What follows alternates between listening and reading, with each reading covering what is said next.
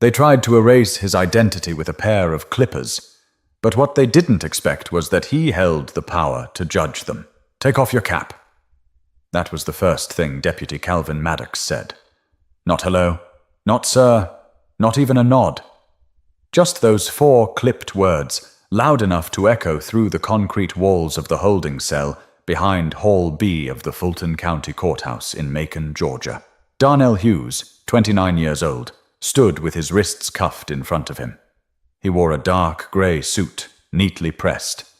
No tie. He didn't need one. And he wasn't wearing a cap. He had his locks tied back, the same way he always did when he wanted to keep things neat. "I said, take off your cap," Maddox repeated, slower this time, with a tone that made it clear he wasn't used to being questioned or corrected. "I don't have a cap on," Darnell replied calmly, meeting his gaze. "These are my locks." Maddox squinted, like the very concept of natural black hair was somehow an insult. Then, with a sigh that carried more judgment than breath, he reached for the metal cabinet near the sink. Darnell watched him unlock it. He already had a bad feeling curling in his stomach. Out came a pair of electric clippers. "What do you think you're doing?" Darnell's voice shifted. It wasn't panicked, just firm, controlled. "You can't go in front of a judge looking like that," Maddox said without flinching. "You're gonna be cleaned up. I'm not a defendant," Darnell stated flatly. But Maddox either didn't hear it or didn't care. He took a step forward. "You got 2 options," he said, powering up the clippers. "Either I do this, or we keep you back here and charge you with contempt. Don't test me." Darnell had never been the type to lose his cool. Not in high school, not in law school, not when his car got keyed in a nice neighborhood, not even when he got denied the job he was overqualified for. Twice. But this wasn't about law. This wasn't about order. This was a man with a badge and a power trip, deciding that someone who looked like him didn't belong in front of anyone unless he looked respectable. He stood there, silent, still. The clippers buzzed closer. Maddox didn't ask again. He just did it. Started at the crown. Buzzed clean through thick, coiled roots that had taken 6 years to grow. His movements weren't careful. He wasn't a barber. He didn't care about the bumps he left behind or the way the skin underneath reddened with friction. Darnell said nothing. He didn't move, didn't flinch, didn't even blink. A second deputy walked in halfway through. She looked confused but said nothing, just handed Maddox a trash bag and stepped out. When the last of his locks hit the floor, Maddox smirked. "Much better," he muttered. "Now you look like someone we can take seriously." That line stuck, hung in the air like smoke. Maddox gestured to the mirror above the sink. "You're welcome." Darnell didn't look. He turned away and simply asked, "Are we done here?" Maddox motioned for him to follow. "Courtroom 3A. You'll be called in a few minutes. Don't say I never helped you out." They walked in silence. The hallway felt longer than usual, each step matched by the buzzing silence in Darnell's head, as if the clippers were still running. But when they reached the heavy oak doors, Darnell didn't stop at the defendant's bench. He walked right past it, straight up to the bench, behind it, where the judge sits. Maddox didn't speak. Couldn't. His face drained, his jaw slackened. The bailiff's eyes widened. Everyone turned. And there stood Judge Darnell Hughes, shaved head raw and red, voice low but deliberate, staring dead at the man who just stripped him of something sacred. "I believe we're here to discuss proper conduct," he said. "Let's begin." But the courtroom wasn't ready for what came next. The courtroom felt different now, heavy. Every eye in the room flicked between Judge Darnell Hughes and Deputy Maddox. There was no clapping, no gasps, no dramatic outbursts. Just a stunned, sinking silence. Maddox didn't move. He just stood there, halfway between the gallery and the bar, his hand still grazing the handle of his duty belt, like he needed something to hold on to. Judge Hughes adjusted the microphone in front of him, then looked down at the file in front of him. It wasn't his usual docket. He knew that already. but he flipped it open anyway. His hands didn't shake. This hearing was scheduled to address a citation issued to a Mr. Darnell Hughes, he said slowly, eyes fixed on the paperwork. Failure to signal on a lane change and suspected evasion during a traffic stop. He glanced up at Maddox again. But Mr. Hughes isn't here for that, I am. Maddox opened his mouth, maybe to object, maybe to explain. But nothing came out. The words backed up somewhere in his throat and died there. I'd like to clarify the record before we proceed, Hughes continued. Deputy Maddox, would you mind approaching the bench? No movement. I said approach the bench. Maddox walked forward stiffly. Each step looked reluctant, like his boots were carrying shame instead of weight. When he reached the bench, Judge Hughes leaned forward just enough to be heard without raising his voice. Would you like to explain your actions this morning in holding room B? Maddox gave a small shake of the head. I thought you were in holding. I didn't know you were the judge? Hughes finished for him. And if I had been a defendant? Maddox looked away. No, Hughes said. You looked at me. You made a choice. You believed you had the right to change me. You didn't ask if I had a name, a title, or a voice. You decided how I should look in order to be heard. The room stayed locked on them. No one shifted in their seat. Even the stenographer's fingers hovered above the keys, waiting. I've seen a lot of things in court, Hughes said. Lies, outbursts, moments of genuine remorse. But today, I saw something different. I saw how quickly power turns casual when it thinks no one's watching. Maddox mumbled. I was doing my job. Is that what that was? Hughes asked. Because if you think your job includes humiliating someone based on their appearance, you're either in the wrong profession or this courtroom has been blind for far too long. Maddox looked like he wanted to shrink. His eyes darted toward the exit. But Hughes wasn't finished. He looked to the gallery. You all saw me walk in. Shaved, raw, stripped of something personal. You probably assumed I was the one on trial. That says more than I ever could. We have built a system where dignity is optional and selectively distributed. Then, looking back to Maddox, he asked one final question. Would you have shaved me if I were white? Maddox hesitated. That silence answered more than words ever could. But Judge Hughes didn't want pity. He wanted truth. He took a deep breath, his voice softening. Let me tell you what those locks meant, he said, turning slightly so the whole room could hear. They were my late father's legacy. He wore his hair like that until he passed, and when I finished law school, I told myself I'd carry that forward. It wasn't fashion. It was family. And in 5 minutes, that was taken like it meant nothing. He let the words settle. You didn't just shave my head. You shaved away respect. You shaved away history. But what you didn't touch, what you can never touch, is my place in this seat. But holding the gavel doesn't always mean holding justice. That part was still to come. After a pause that felt like it belonged in a funeral, Judge Hughes pressed a button on the side of the bench. A soft chime rang out. Moments later, the courtroom doors opened. 2 plainclothes officers stepped in. Internal affairs. You could feel the shift immediately. Maddox's face lost the last bit of color it had. His mouth parted slightly, as if he just remembered how to breathe. Please escort Deputy Maddox to the witness room, Judge Hughes said. Still calm, still steady. He will be providing a statement regarding this morning's incident. Maddox looked toward the bailiff, hoping for an ally, but none came. The bailiff just gave a small gesture toward the 2 IA officers. Maddox walked out slowly. No cuffs, no dramatic resistance. Just silence. As soon as the doors clicked shut behind him, Hughes sat back in his chair.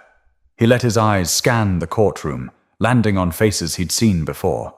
Attorneys, clerks, members of the public, even a local journalist. Not one of them looked away. This hearing is adjourned for its original purpose, he said, closing the file in front of him. But before you all leave, I'd like to speak briefly, not as a judge, but as a man. He stepped down from the bench and stood at the front of the courtroom.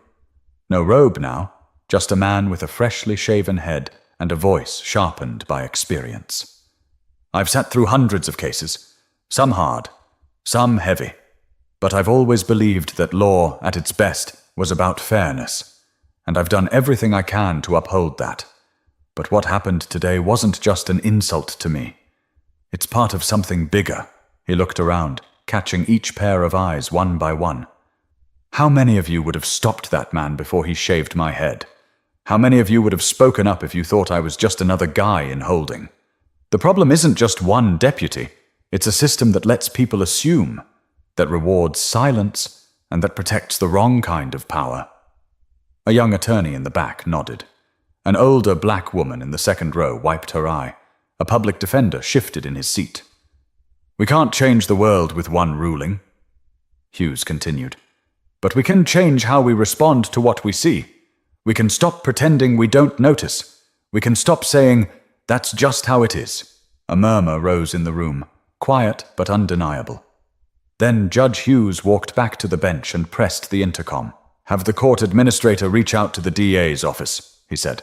"Tell them I'm referring a case of misconduct for immediate review."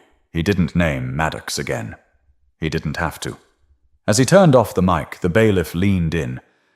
"You all right, Judge?" There was a pause. "No," Hughes replied. "But I will be." He stood again, this time ready to leave. As he stepped into his chambers, the murmur turned into real voices. Conversations started, not loud, but urgent.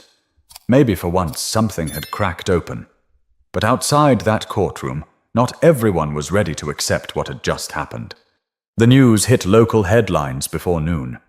"Deputy shaves judge's head in holding cell, claims mistaken identity." It wasn't the full truth, not even close. But it was enough to stir the pot. By mid-afternoon, the courthouse phones were ringing non-stop. Calls from local activists, reporters, angry residents, some asking if it really happened, others asking how it was even possible. A few, mostly anonymous, were calling to defend Maddox. Judge Hughes sat in his chambers, door closed, blinds drawn. His hands were folded on the desk. He hadn't touched his lunch. His clerk, a quiet but sharp woman named Justine Brower, tapped gently before entering. "You've got 3 requests for interviews, and a message from Sheriff Delancey," she said, handing him a small stack of papers. "He says it's a misunderstanding. Wants to meet privately." Hughes let out a soft laugh through his nose. "Misunderstanding?" he repeated. "They love that word. Always cleaner than the truth." Justine didn't smile. "They're going to circle the wagons, Darnell," she said. "They're already trying to frame it like you overreacted." "I didn't react at all," he said. "That's the part they can't stand." He looked at the mirror on the wall. His scalp still burned. A small patch near the temple was nicked, scabbed over. No apology had come. No statement. Just whispers and spin. He picked up his phone and dialed a number. Not for a reporter. Not for the sheriff. For someone who would actually listen. His mother. "Hey," she answered. "You all right?" He paused. "I will be." There was a beat of silence on the line. Then, softly, she asked, "Did he mean to do it?" "Yeah," he said. "He meant it." She didn't cry. She didn't gasp. She just said what he knew she would. "Then you do what you have to." Later that evening, the sheriff's office released a statement. Deputy Maddox acted under the assumption that the individual in holding was awaiting trial. While his methods may not reflect current departmental standards, we are conducting a thorough internal review. We regret the incident and will take appropriate administrative measures. No apology, no admission, just polished language for damage control.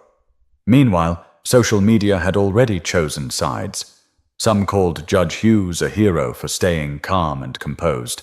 Others said he was playing the victim. A few called him ungrateful, saying Maddox was just trying to help him look the part. The courthouse parking lot had protesters by the next morning. Some carried signs that read, "Respect our crowns," and "Judges wear locks too." Others shouted louder than the rest. But it wasn't just noise anymore. It was pressure. Real pressure. The kind that makes systems sweat. And inside that courthouse, whispers turned into plans. Some officials wanted Judge Hughes to step back while the matter was being reviewed. A quiet leave of absence. Just for a while. Hughes declined. He showed up, head bare, chin high. walked into that courtroom like nothing had changed, even though everything had. Because the fight wasn't just about a haircut, it was about being seen, being respected, and being heard in a place that still didn't know how to listen. But what happened next would show just how deep the cracks went, far beyond one courtroom or one man. 3 days after the incident, Judge Hughes received a formal letter from the State Commission on Judicial Conduct. It was worded carefully. Too carefully. They were reviewing the circumstances surrounding the incident involving Deputy Maddox, Judge Hughes, and the potential conflict of interest posed by Hughes presiding over his own mistreatment. It wasn't a reprimand. Not yet, but it was the first move. He stared at the letter for a long while before placing it flat on his desk.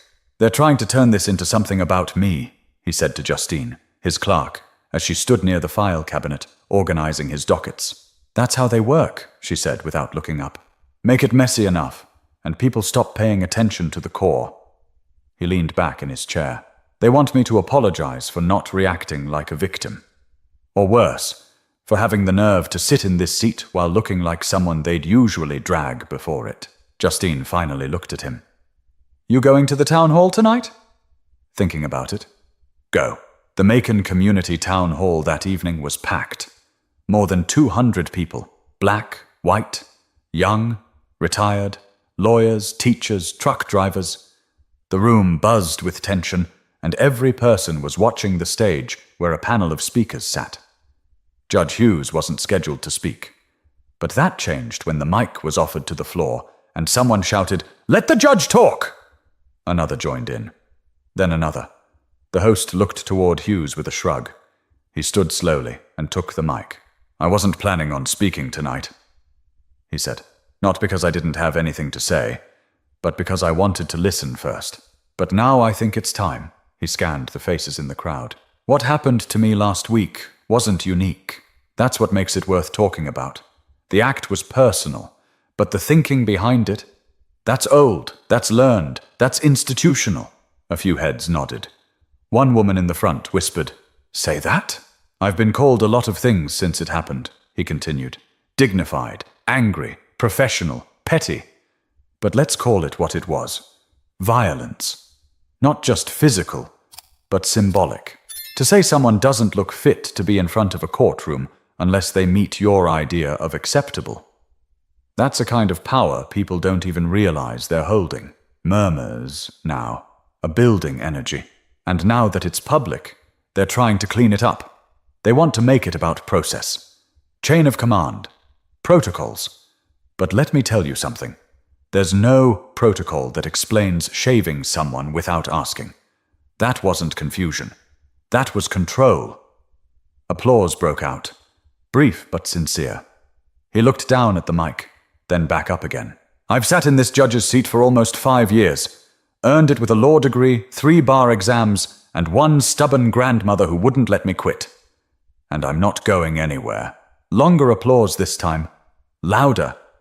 "And if they think I should have responded differently, if they think I should have swallowed the insult to keep the peace, they don't understand what this seat is for.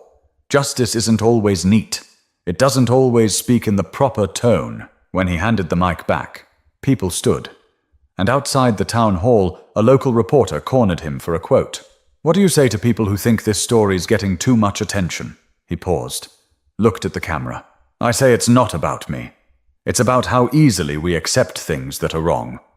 Until one day, the person they try to silence is the one holding the mic."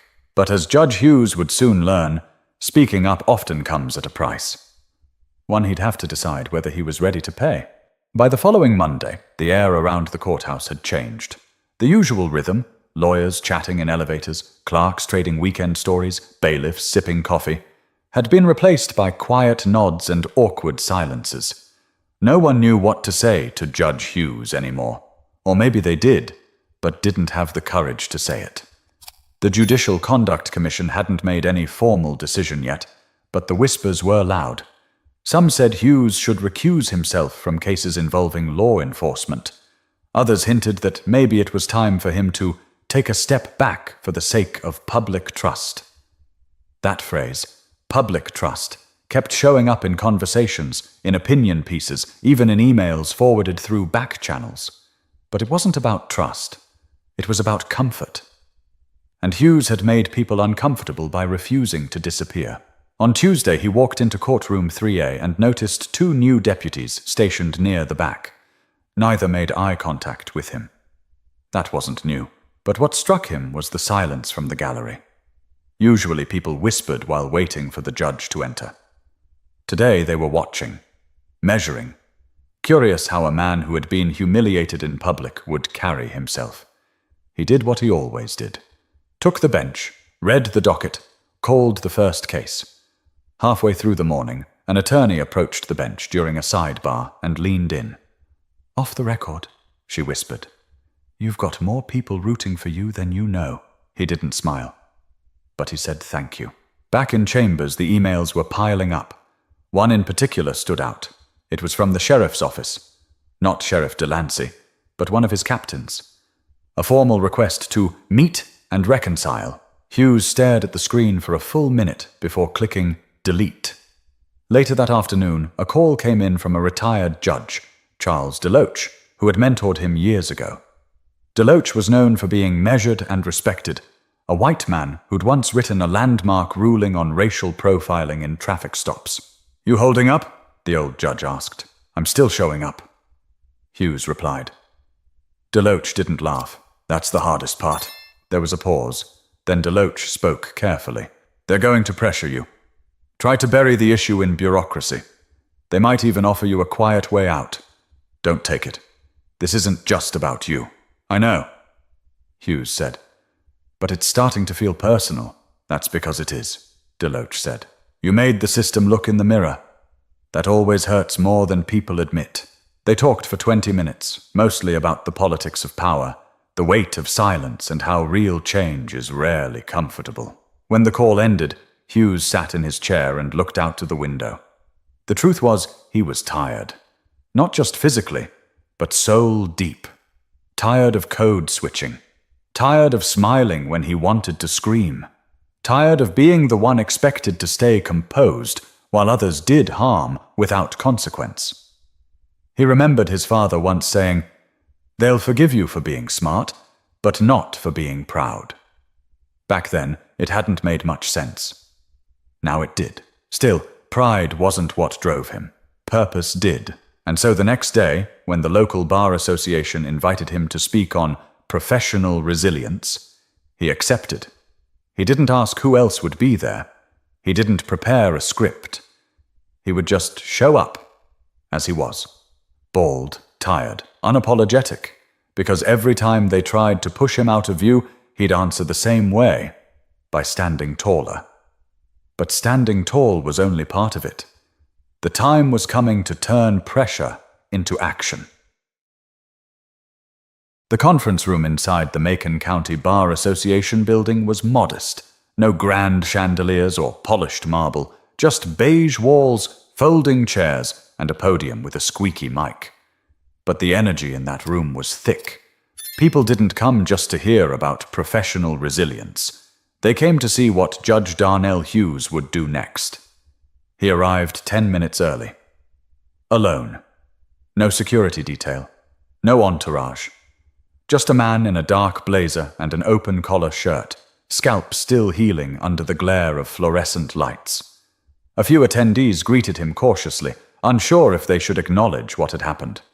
Others, mostly black lawyers, walked straight up to shake his hand. "You carrying all of us?" one whispered. "Don't let them break you." When it was his turn to speak, Hughes walked up to the mic without notes. He scanned the crowd. Legal professionals, journalists, law students, and in the very back, he noticed 2 deputies in plain clothes. Watching. "Resilience," he said, letting the word sit for a moment. "That's what they tell you to be when they don't plan on fixing anything." A soft murmur rippled through the room. "I've been told I should have stayed silent. That I should have let the department handle it quietly. That speaking out would muddy the waters. But here's the truth. Silence doesn't protect systems. It preserves them." He spoke slowly, clearly, never rushing. "I didn't choose to be made an example of, but since I have been, Let's talk about what that really means. He looked at the students near the front row. They shaved my head? Without permission, without explanation. Not because I broke the law, but because I didn't fit their image of authority. They thought I was someone they could control, someone beneath them. His voice tightened. But I wasn't. I was the one they would have stood before, had they bothered to look up. The room was silent now, fully locked in. I don't want sympathy. I don't need a hashtag. What I want is change, real accountability. Not just for Maddox, but for every person who watched, stayed quiet, or tried to spin it later. He pointed to the legal community in the room. We are the ones with the power to shift the standard. If we don't speak up when injustice happens in our own halls, then what do we really stand for? Applause broke out, sharp and steady. He paused, letting it settle. I'm not going anywhere. I will continue to sit on that bench as long as I am allowed to. And when I do, I'll carry this scar on my scalp the way some carry their titles, visible, earned, and never forgotten. Longer applause this time. Louder. After the speech, a law student approached him.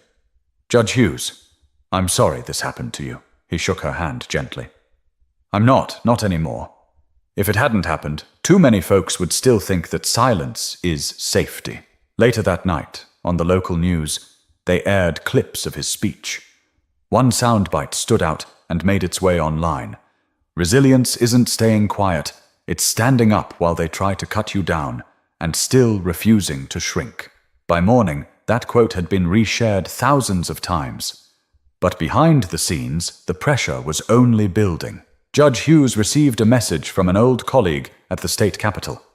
Some legislators were drafting a resolution, pushing for a formal review of his conduct under the guise of courtroom impartiality. It was retaliation, plain and simple, and it meant the fight wasn't over. It was escalating. But this time, Hughes wouldn't be fighting alone. A storm was brewing, and more voices were about to rise.